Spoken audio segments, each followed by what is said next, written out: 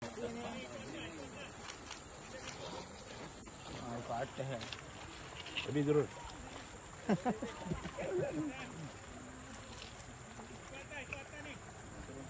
Okey, aku tengok video pemimpin PAS bersama dengan jentera-jentera PRK Air Kuning lah masuk sungai Masuk sungai pakat duk ligan cari kesan najis khinzir. Aku tengok video ni aku cakap, apa benda yang korang buat ni dalam video tu? MP aku Fadli Syahari, kau ada sekali kau buat apa kat situ Fadli? Korang nak buktikan apa pada rakyat Air Kuning ni? Aku sebagai orang Pasir Mas aku malu kau tahu tengok kau ni.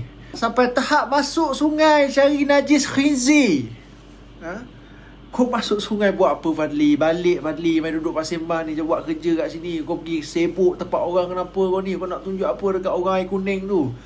Fadli, aku nak bagi tahu dengan kau, kandang khinzir ni, masalah khinzir yang kau duk tunggang ligan pakat duk buat jadi isu ni, huru-hara habis ni.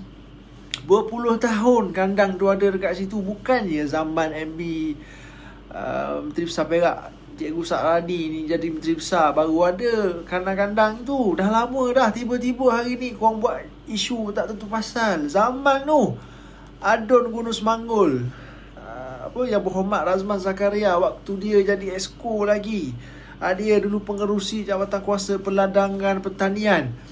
Waktu dia Exco lagi, kandang-kandang khinzir ni dah ada dah. Patutnya kau tanya Razman, suruh dia jawab apa dia buat waktu dia jadi Exco dulu. Dia tu bekas Exco. Kenapa zaman dia dulu tak diselesaikan isu-isu mengenai kandang khinzir ni? Pindahkan tu mungkin salah satu dalam pertimbangan. Ada pertimbangan yang tu selain kita daripada kena bincanglah sebab difahamkan untuk mengelakkan bau ni tadi, dia pun telah membuat pelaburan lebih daripada juta-juta lah untuk tapi bau masih lagi keluar. Jadi okey, semalam ketika sidang media dengan wartawan naib Presiden PAS Idris Ahmad duduk balun Menteri Besar Perak YB Sakrani pasal isu khinzir ni lah. Kononnya dia ni risau. Dia risau lah kes jangkitan akan terus meningkat dekat kawasan tu, mengancam kesihatan rakyat. Tiba-tibalah puak-puak PAS ni jadi concern. Tiba-tibalah dia peduli dengan kesihatan rakyat, tak pasal-pasal. Bila wartawan tanya dia, mana data Idris Ahmad kutip data mengenai pembiakan khinzir dalam kawasan yang dia duk risau tu, kau tengok dia jawab apa ni. Penyakit tadi tak ada data kaitan apa yang berlaku. Ada 4 kes demam babi Afrika di Perak sejak Disember. Walaupun tidak berlaku di kampung sini. Dua di Batang Padang.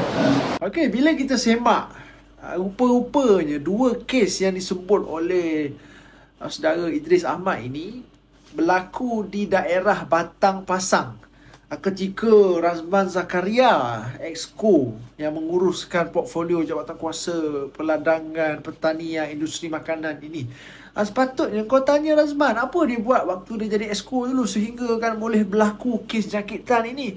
Maksudnya kes jangkitan itu berlaku ketika Razman jadi Exco. Razman tak buat kerja lah ni Idris. Kau patut salahkan dia. Jangan kau nak salahkan Menteri Besar Perak Cikgu Sakrani pula dah.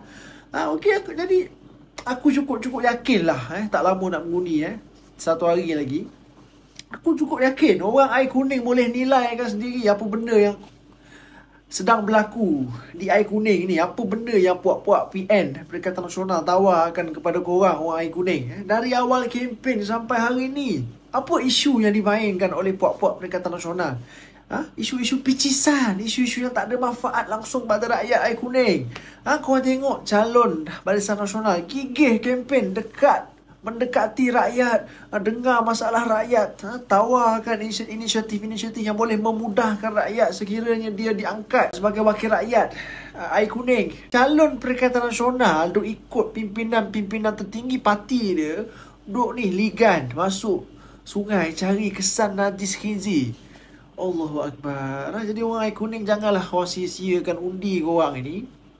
Duk bagi pada puak-puak PAS PN ini. Jangan sia-siakan undi korang. Undilah calon Barisan Nasional, calon perpaduan.